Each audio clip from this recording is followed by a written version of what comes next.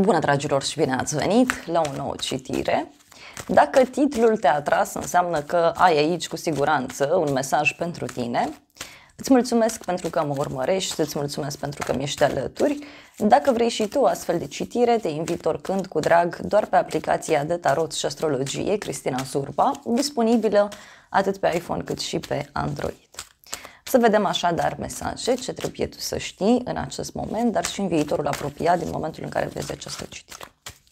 Hai să vedem.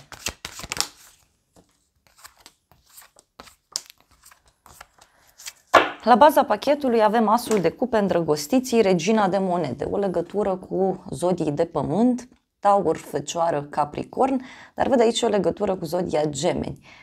Ești într-un moment în care ai de luat o decizie importantă privind sfera financiară, privind sănătatea, privind valoarea ta, privind încrederea în tine.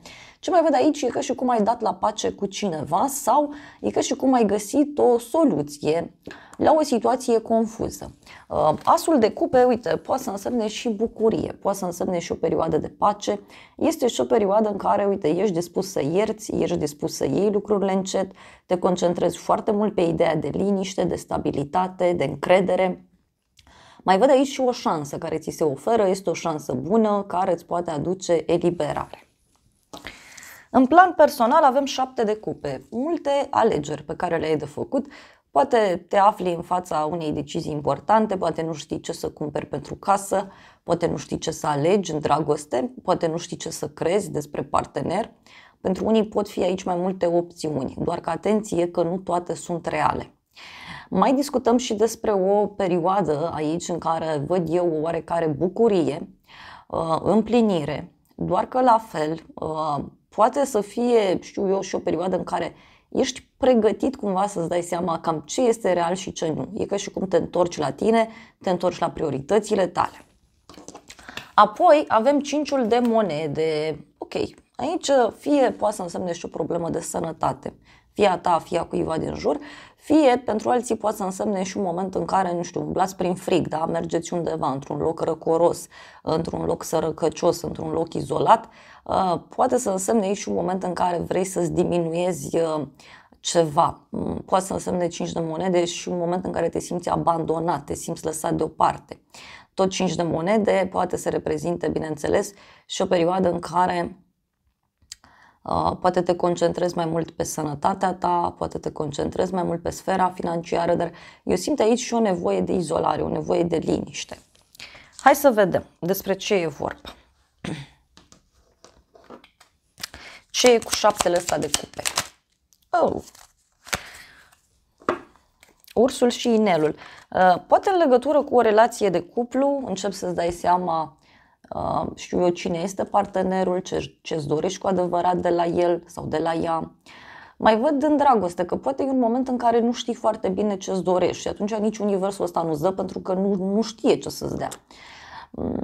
Ce mi se mai pare interesant e faptul că te afli într-o perioadă a vieții tale în care e ca și cum îți dorești ceva stabil, îți dorești ceva serios. 5-ul de monede, avem femeia și câinele, deci poate aici să fie și o problemă pe care cineva o are legată de un prieten. Poate să fie și o problemă veche de sănătate, dar pentru alții ce mai văd aici e faptul că e posibil să intrați în contact cu o prietenă sau cu o persoană dragă. Femeia aceasta poate avea o problemă, fie de sănătate, fie financiară, fie pur și simplu poate să fie într-o perioadă în care se simte abandonată, se simte lăsată deoparte.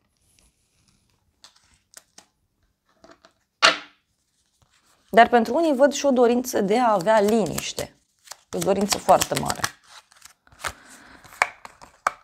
Avem așa, grădina și peștii.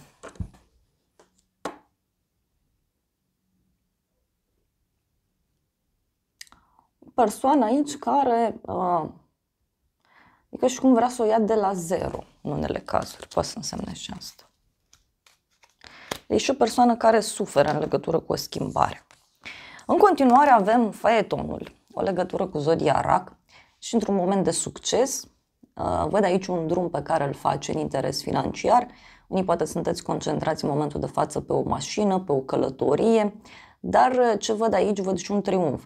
Este, bineînțeles, o perioadă în care reușești să îți găsești echilibrul din punct de vedere rațional și emoțional. Este o perioadă în care e ca și cum unești două extreme, unești două persoane diferite, dar mai văd eu că unii e posibil să vă ocupați de două domenii în același timp sau să aveți două activități. Apoi avem 5 de cupe, deci e un regret pe care îl aveți. Văd aici de asemenea și o problemă a cuiva din jur. Pentru alții poate să însemne cu 5 de cupe și faptul că intrați în contact cu o persoană care are o pierdere, o supărare. Mai poate să însemne că e ca și cum tu erai hotărât aici sau ești hotărât să faci ceva anume și apare 5-ul de cupe care, uite, îți poate dărma anumite lucruri. Poate să fie și o întâlnire cu o persoană care are niște regrete. Hai să vedem faetonul. Faetonul, uite, avem moartea, sicriul. Da, poate să însemne și un sacrificiu, un sfârșit. E ca și cum te-ai trezit la realitate, ai dat la spate ceva ce nu te mai ajuta.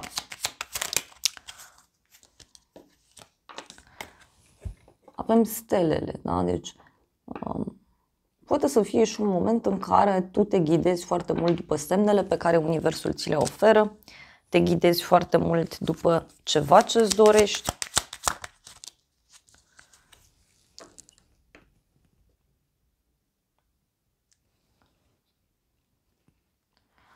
Un drum, deci cineva poate avea niște regrete în legătură cu un drum. Poate ceva ce se amână, mai poate să fie. Și avem copilul și casa. Pentru unii poate să însemne și o noutate la locul de muncă, poate să însemne și o noutate legată de ideea de stabilitate, ideea de familie.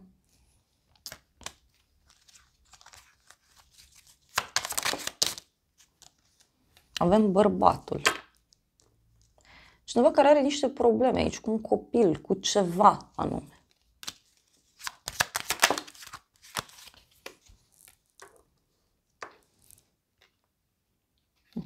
E vorba și de o creștere, da? O transformare, o schimbare.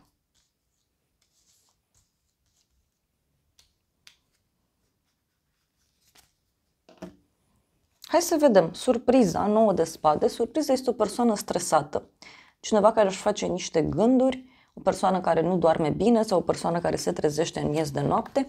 Iar apoi avem Marea Preoteasă. Surpriza are legătură cu niște secrete dezvăluite sau surpriza are legătură cu tăcerea cuiva. Pot veni niște vești, da, care, știu eu, să te determine să te mai izolezi sau să-ți dorești foarte mult această liniște. Hai să vedem 9 de spade ce spune. O surpriză pe care o ai, o veste pe care o primești, o veste legată de un drum.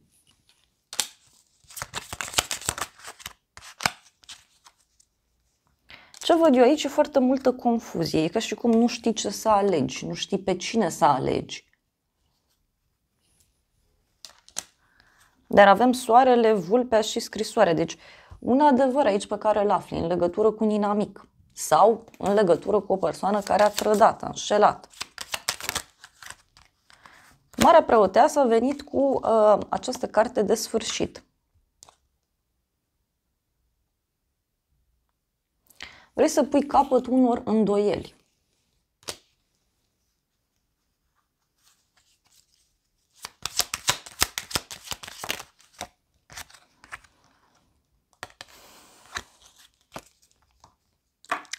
Fie este ceva legat de ideea de a te organiza mai bine, de a da dovadă de seriozitate.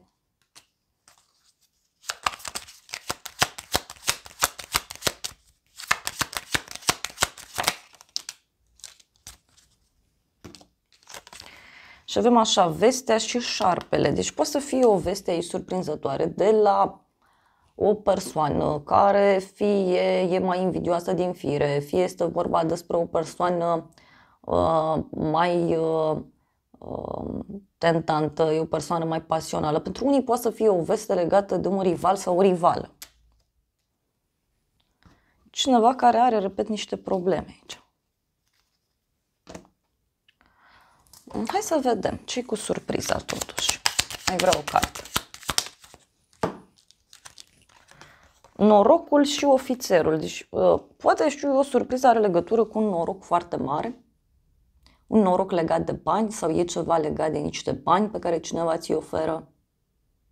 O surpriză legată de o instituție.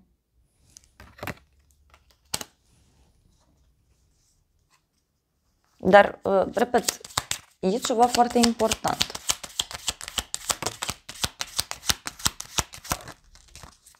Și avem constanță și banii. Știu, cineva care află că e mințit, e furat, e trădat.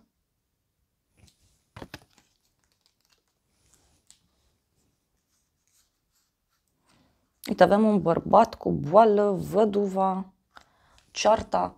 Deci poate să fie pentru unii și o persoană care, poate e un bărbat din viața voastră care trece prin astfel de momente. Fie are o problemă de sănătate, fie este o problemă legată de muncă, de ceva.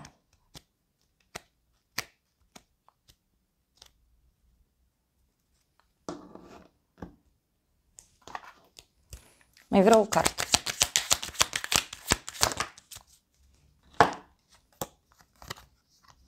Avem două femei. Poate e ceva legat de două prietene. Cineva care e confuz, nu știe ce să aleagă, nu știe ce să facă. Și uite, ce o să te mire e o persoană disperată. Să se elibereze dintr-un contract, dintr-o colaborare.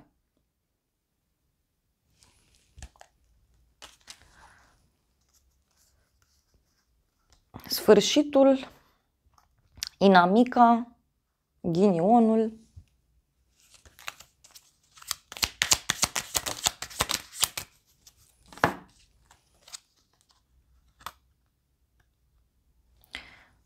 Poate să fie și ceva legat de un drum, o conversație.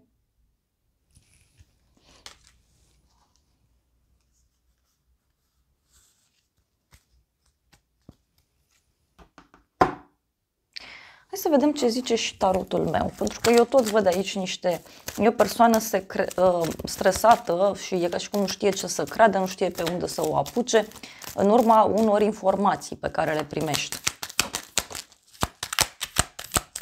Ei, pentru unii poate să fie și o surpriză. Uite, avem proces și judecată, surpriză și lacrimi. Deci e o persoană aici gata să-și facă dreptate, doar că e o persoană înlăcrimată. Pentru unii poate să însemne și faptul că cineva își face dreptate.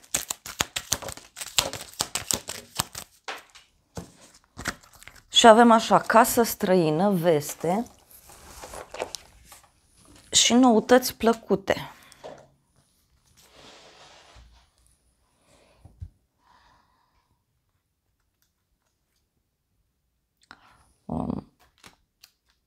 E și ceva care fie ține de casa ta, de o ședință, o adunare de oameni. Dar văd și o schimbare. Uite. E o veste mai puțin plăcută care aduce o schimbare bruscă.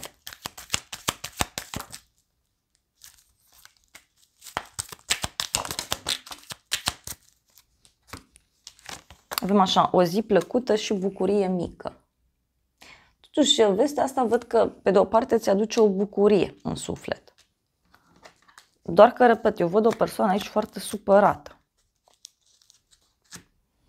Hai să vedem ce zice și oracolul meu cu secretele astea. Că așa cum am zis, e cineva care are probleme, fie financiare, fie de sănătate, cineva care are ca un fel de pierdere, de problemă. Și avem așa, oglindă, inițiala O,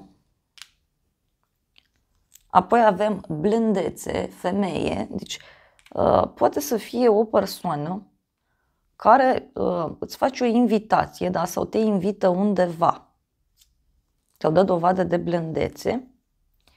Avem din nou viitor, invitație, deci cineva care îți face o invitație la, nu știu, la o discuție. Apoi avem siguranță, chakra 1, deci poate e ceva legat de sfera financiară sau e ceva legat de o stabilitate. Pe neașteptate, o ceartă.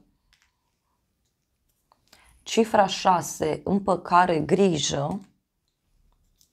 Non-culoarea alb, lumină. Iar apoi avem profund, jos. Deci poate e cineva care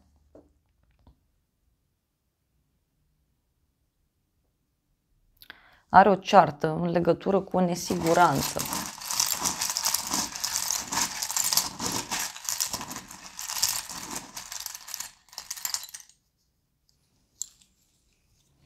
Avem zodia pești, vis sensibil, zodia săgetător, o curiozitate plăcută,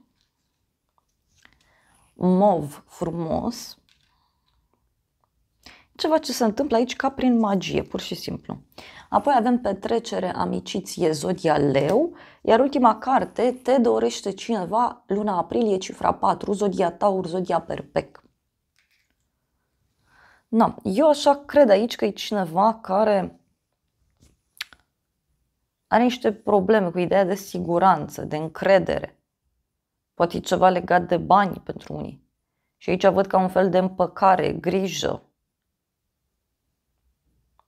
Dar și un moment oarecum magic pe care îl văd eu. Hai să mai vedem ce spune și acest tarot.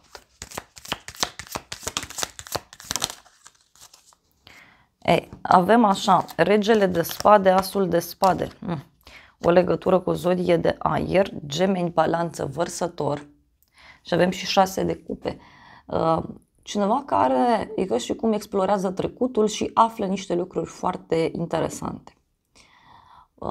Poate să însemne și faptul că unii dintre voi poate aveți de-a face cu un inamic sau cu o persoană mai bine organizată. Este o persoană care are interesul său, e o persoană care mereu are planuri făcute. Dar e cineva foarte hotărât, ce văd eu aici.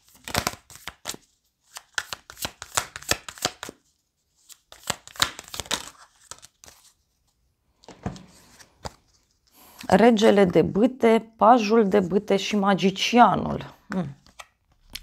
Fie este cineva care încearcă să te convingă de un anumit lucru, fie este vorba și despre o persoană care știe foarte bine să negocieze, știe foarte bine să-și impună punctul de vedere, parcă e cineva care știe bine să-și vândă marfa, cineva care știe foarte bine să pună problema. Dar, repet, în egală măsură aici poate să fie și o oarecare problemă. 6 de bâte, 3 de cupe, asul de cupe.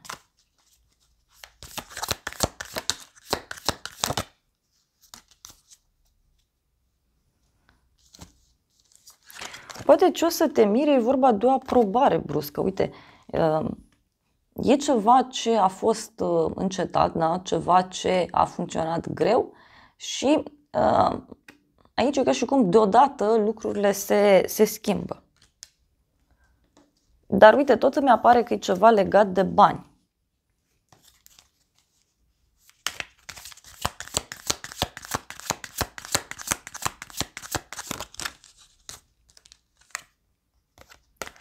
Judecata. Posibil ca unii dintre voi să asistați, da? La o ceartă, la o discuție ciudată.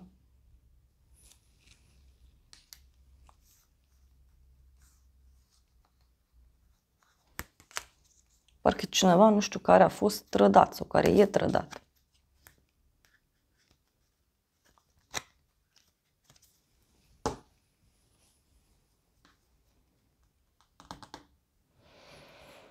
Ok, hai să vedem acum acest oracol, ce spune. O ultimă carte. Avem aici cifra 5. Misiunea noastră este să fim îndrăgostiți necondiționat. Atunci când ne curățăm programele, este necesar să ne deschidem inima. Da? Deci cineva care își face curățenie. Cifra 5 de regulă aduce schimbare. curățare energetică, nu știu, pe care o faci și care vine cu o surpriză. Apoi avem din nou cifra 5, pattern-uri. Ego-ul meu este fragil la critică și respingere. Am creat pereți pentru a mă proteja.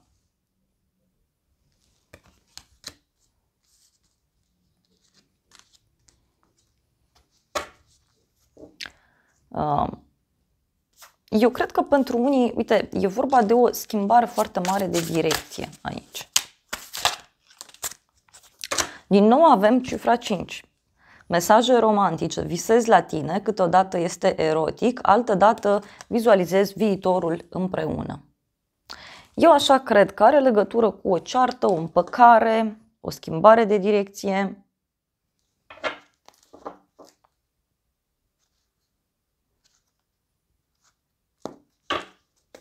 Ceva aici se petrece. Hai să vedem și ce vei afla sau ce ți se va spune. Nu o să știi niciodată cât m-a durut. Deci cineva care a fost trădat aici. Tot îmi apare mesajul ăsta. Nu e vina ta. Nu știi cât de greu mi-a fost să renunț la tine. Nu mai știu să fiu fără tine. Ieși din sufletul meu, te rog. Deci e clar, e cineva aici care are niște regrete în urma unor lucruri pe care le află. Și e cineva care își cere iertare. Dragilor, acestea au fost previziunile de această dată. Eu îți mulțumesc pentru prezență, te îmbrățișez cu drag. Sper din suflet să-ți fie de folos informațiile și să ne revedem cu bine și data viitoare. Eu îți doresc să ai parte de o zi sau de o seară cât mai frumoasă.